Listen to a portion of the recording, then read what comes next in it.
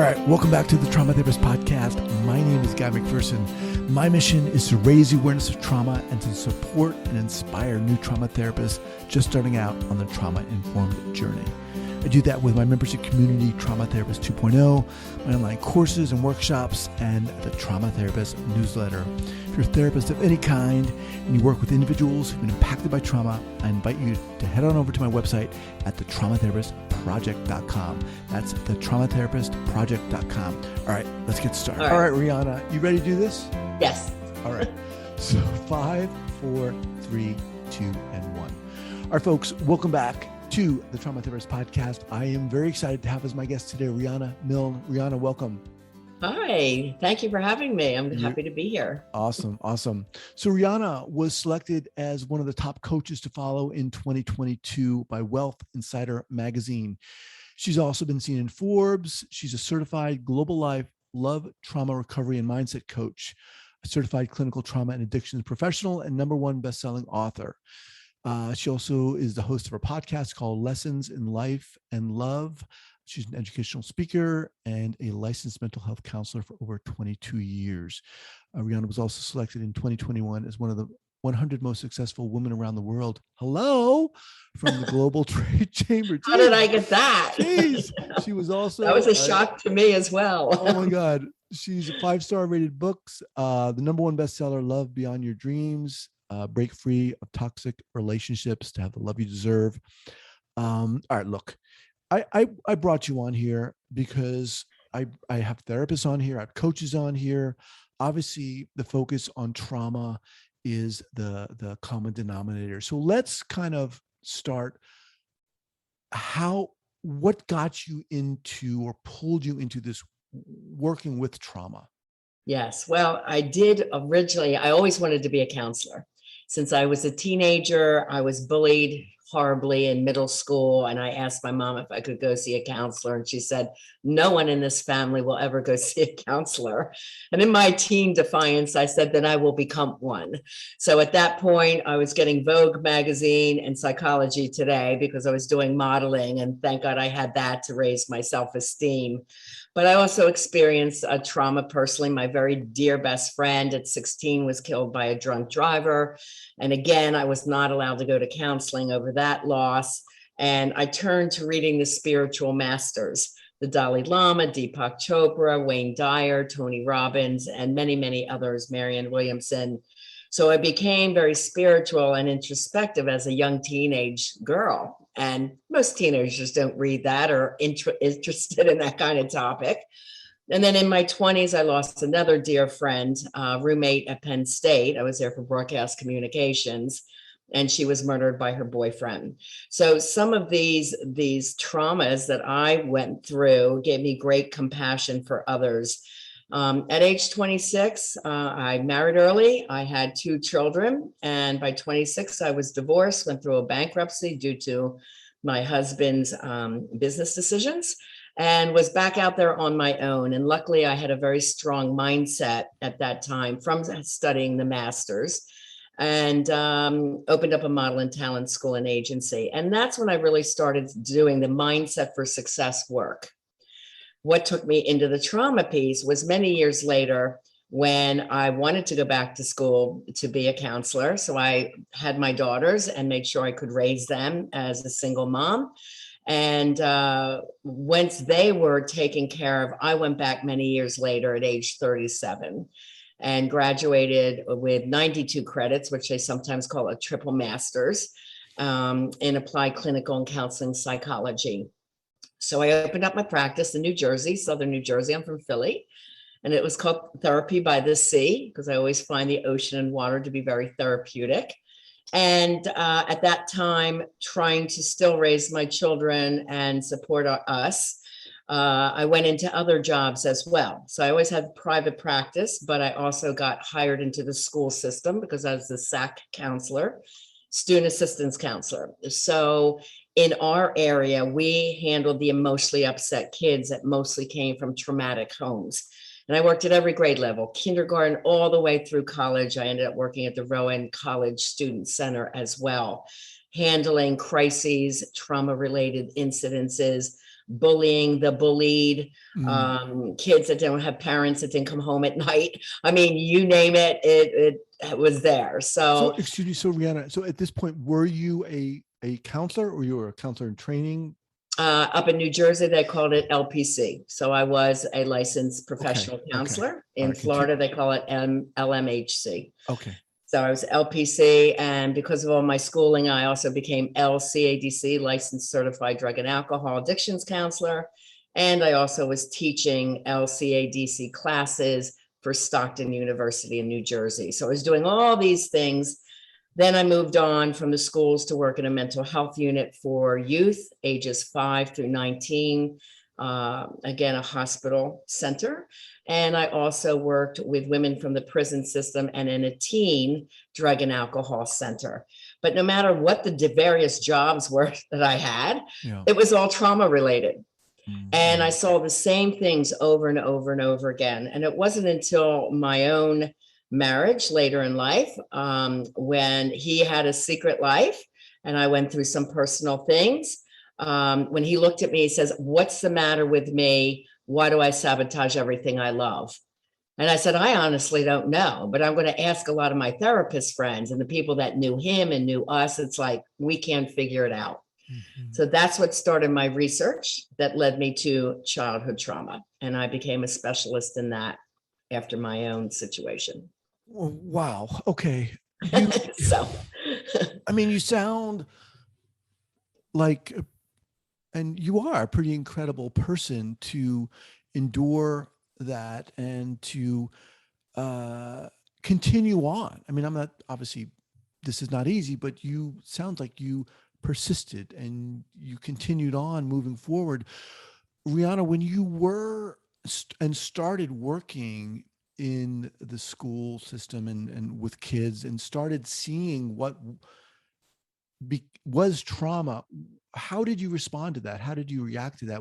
Did you know what I it love was? working with kids. Well, I did various things. One of the things that I did that schools really weren't doing or didn't hear of at the time in early 2000 was meditation. My office was called Miss Riana's Relaxation Room. So if they were upset, they went down to see Miss Riana, and we would sit and meditate so I could calm down their nervous systems. I also used music therapy. One of my favorites and their favorites was listening to Louis Miguel, Spanish singer. I don't know the language, but the melody was so soothing for the Louis Miguel. kids. I don't know that person. Oh, he's won many Grammys award for the top Spanish singer. He's really lovely. I think I have every one of his CDs, but I loved it. And the kids would just calm right down. The teachers there, "What are you giving those kids back there? They come back all mellowed out and calm." So was this all intuitive on your part? Yeah, I use what I thought would capture them. Right. Being in talent, I also created a talent show. So there were certain rules around that. And if they wanted to be part of the talent show, they couldn't get detentions or suspensions. And that was cool because at the time my daughter was singing with a top artist, actually a hip hop artist, and was on 3 multi-platinum CDs. So I brought in my talent experience into the schools and raised their self-esteem. I had them on TV. I had them in newspapers. So they were like little stars of the schools. This was elementary, K through 6 school. And then I did a program called Stand Up for Friendship, which was to take all the bullying out of the school. When I went, it was pretty much a war zone. Wow. And they had a bully busting buddy. And if someone was in trouble, they would come to me and they learned to negotiate through their differences. And then I did positive behavior charts. I had charts all the way around my office. If they had a good week, they could go into my treasure chest and get a few surprises. Of course, at first, that's an extrinsic reward. But they found when they were behaving and doing well, their teachers were kinder to them. The kids liked them more and they liked themselves more. So we kind of talked about, what they were experiencing at home. I was also the DIFUS counselor. any of the children were abused, it was on me to make that phone call, which is not always easy for the counselor in the school. But we also talked through, we're going to get your parents some help. Is that okay? Mm-hmm. So there was a lot of different strategies that I used to invoke trust, fun, that they would open up and, learn to want to be better, because they weren't learning a lot of these skills at home. What was it like for you personally to be working in and amongst this type of trauma? Given your background, I given the loved fact that making a difference. that you were bullied, I mean, Yeah. that's clear. But was it challenging for you? Were you finding yourself triggered at any time? No, I've learned that you don't take that personally. I mean, I Right. work with adults, men and women, and the LGBTQ population today with trauma. And we have to get them beyond their anger, their fear-based negative thinking, their anxiety, their depression. And it's all holistic that I use. I use vitamin therapies, meditation, definitely cognitive skills to overwrite these messages that keep coming up for them over and over again. I help raise their self-esteem, give them the skills to get back out there. Most of the people I work with have love trauma, so coming from abusive relationships. Learning to trust again and look at dating differently. Like if they're ghosted, it's not like, oh, they don't like me, I'm not attractive enough. Mm-hmm. Instead, it's like, well, that's somebody that didn't behave very well. Next, it's a different way of approaching life and love, and that's what I teach today. Working with the students, I just loved it. It's always I put into their mind, what can we do? Not dwelling on the problems all the time. I'm very solution focused. What can we do? Let's brainstorm. Let's start the action to solve the issues. What I'm reminded of is Bruce Perry, who just wrote a book with Oprah, is very well-known trauma. He's a physician, but he's very well-known in the trauma field. And one of his, if not his first book, was called The Boy Who Was Raised as a Dog. And in that book, which is a series of kind of chapters or episodes of his experience starting out as a young psychiatrist, he highlights one of the women is this woman who takes care of these kids, and she's amazing. And you sound like her. You remind me of her, because he's coming from this Western medical perspective, and she's the opposite. She's just showering these kids with love, and presence. And you remind me of that very much. That's nice. It's nice. Really cool, and I really admire and respect that, because it just feels so natural for you. I guess I have the empathy of remembering what I went through the pain of feeling different, not good enough, not measuring up. When this situation happened, actually, I had two love traumas. The first husband stole $200,000 from my mother, so it took me 16 years to pay that back, because it was the right thing to do. And that's why I was working 4 or 5 jobs at one time and still raising my girls, who are very successful today, thank goodness. But yeah, I always could relate to that pain of wanting to talk to someone and not being allowed, or not allowing to have a voice, or that your feelings don't matter. Just pretend everything's okay, or don't tell on your mom or dad, those kinds of things. So I do get a lot of compassion working with kids. When I was working at the high school level, I was at Hackensack High School in North Jersey, which had a pretty tough crew. I worked with the Crips and the Bloods and, some of the gang members. But again, I was cool because my daughter sang with a hip hop artist. So I got them. I got fashion. I understood them. And I had one girl, this is like one of my stories, so to speak, that I'll never forget how I had to handle this. She went home on a Friday and her whole family moved out on her.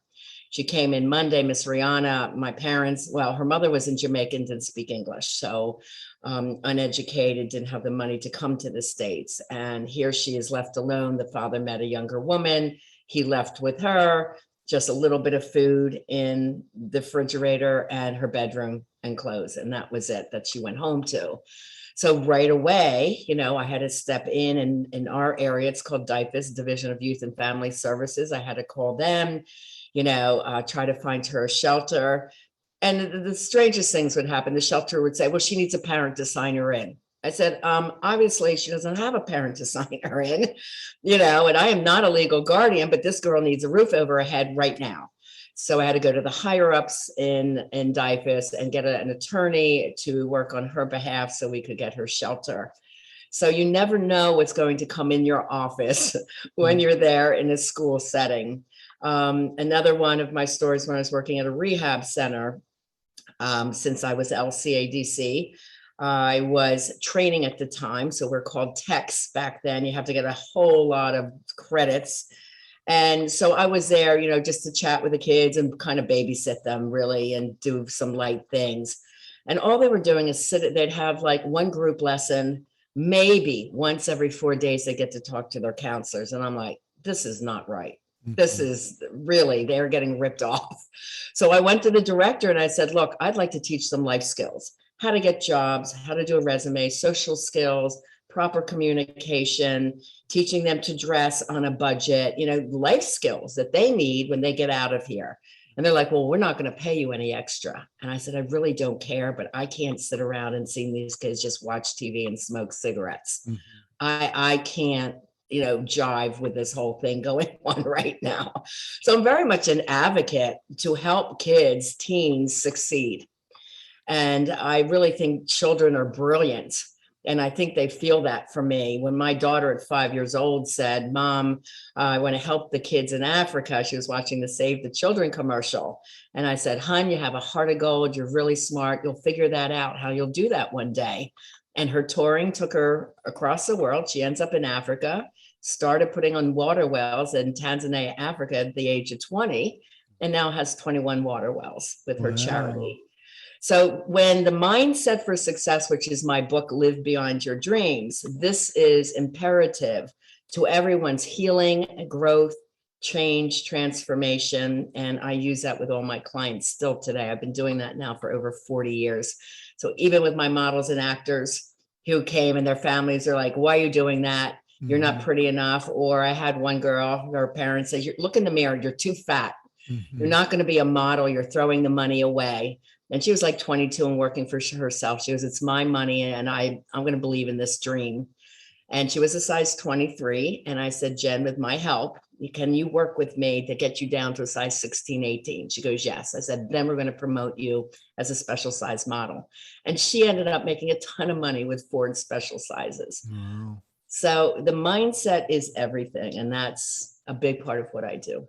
So we talked about your work with kids, but you also obviously work with adults. You mentioned women who've been in unhealthy, toxic relationships. Yes. Mm-hmm. Let's talk a little bit about that. Let me just ask a very simplistic question. Why do people get in? How do people get into them? How do they stay in relationships like that? Talk a little bit about that. Oh, yes. Well, this goes back to what I developed in 2012 called the Childhood Trauma Checklist. And I developed it once my ex-husband had asked me, what's the matter with me? And I started my research. And through the research, I put this list together thinking of all the clients I worked with, what I've personally gone through, what he went through. And this list is so exact that when I use it with my clients, it's so easy for them to self-do this and say, wow, when I go through this with them in the first session with me, they're like, I'm hearing things that I have never heard in therapy. And I've been in therapy 8 years. So in 1 hour, they learn more than they have in 7 years of therapy. Now, those are quotes from my clients.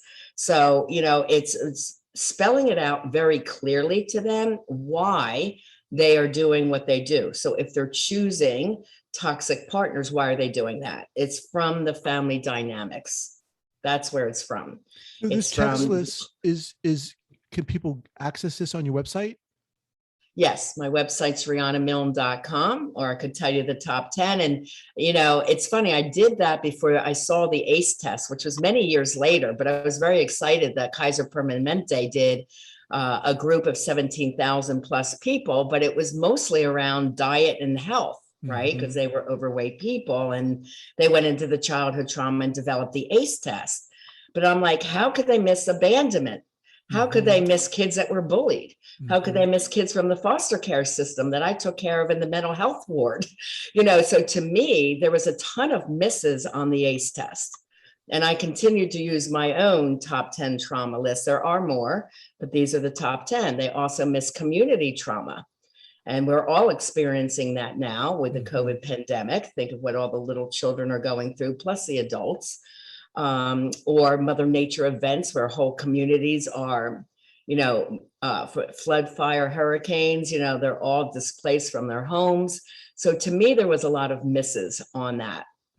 And it was developed from what I was realistically working with, you know, for 12 years at that time, all these different people from trauma. And like I said, even women from the prison system. So that's where my list has come from. It's the one I prefer today. That sounds really interesting. So we'll have your website linked up here at the show notes page at the traumatherapistpodcast.com. Your website is Riana Milne, RianaMilne.com. Yes. So for people who do, and again, we're talking about men and women who get involved with toxic relationships, not just women, you're saying this just doesn't come out of the blue. There's a reason for it. Once people come to you, let's say they want help, you identify or begin to identify the reasons. What happens then? The first session with me is an introductory session. I do 5 simple assessments, simple for them. And then I sit and I put the puzzle pieces together based on simple questions to them and what they have shared in writing to me. So at that part, they're starting to understand where their patterns are. And yes, I work with singles and couples, like I said, straight and LGBTQ clients, as well as seniors. And my oldest gentleman was 73 that came in. But that's the first step. And then from there, if they want to do coaching with me, I do work with people around the globe. There's many different programs for them to choose from, based on what their life goals are and their desires and what they're coming to me with. So if there's someone perhaps in a 20-year toxic relationship and she stayed, usually due to abandonment issues and lack of self-esteem, and she was not allowed to have her voice when she was a child. She might have been punished if she spoke up. She was probably with a tyrant man that if she spoke up, she might have been hit or punished or threatened.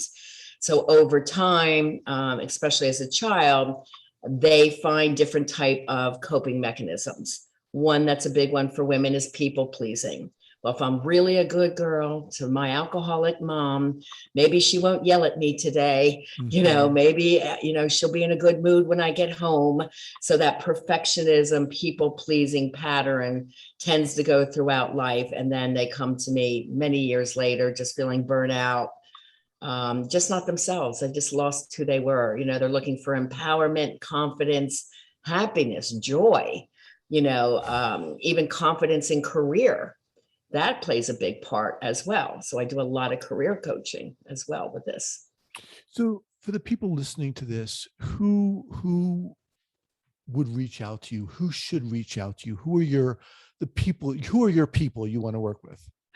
Anyone that has experienced childhood trauma and is recognizing that they have the top 10 traumas and the severity levels are high. I do rate severity levels from 1 being very light to high. So they're recognizing themselves in the top 10 list, which is under the tests and quizzes section. And they know that they have repetitive, we call it relationship repetition syndrome. They keep choosing a toxic partner over and over again and can't figure out why. They've been in therapy and they're still choosing. You know, nothing has changed. And they feel stuck and frustrated. And like I said, there's bouts of depression and usually always high anxiety.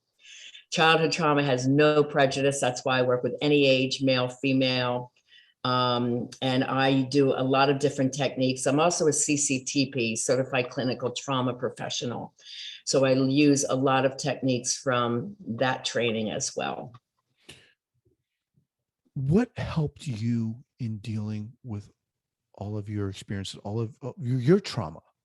What really kind of helped you? Well, there's a new way to rewrite the story. A good example is, I never heard the words "I love you," and many people in my cohort said the same thing. Now, my parents didn't say that either, and I asked my mom, why don't you tell us 5 kids that you love us? She goes, well, those aren't words I've heard. And the research shows childhood trauma goes at least through 3 generations, if not more.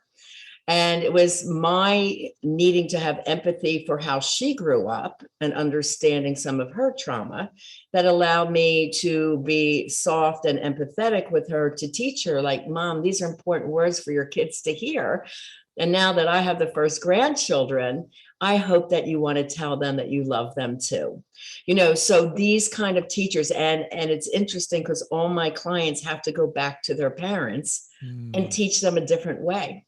Teach them a different way of communicating, or that they would rather have a more loving, open adult relationship now, instead of the parent being a tyrant on them still, trying to break those childhood binds that didn't work for them. Right. And going back, that in itself is healing.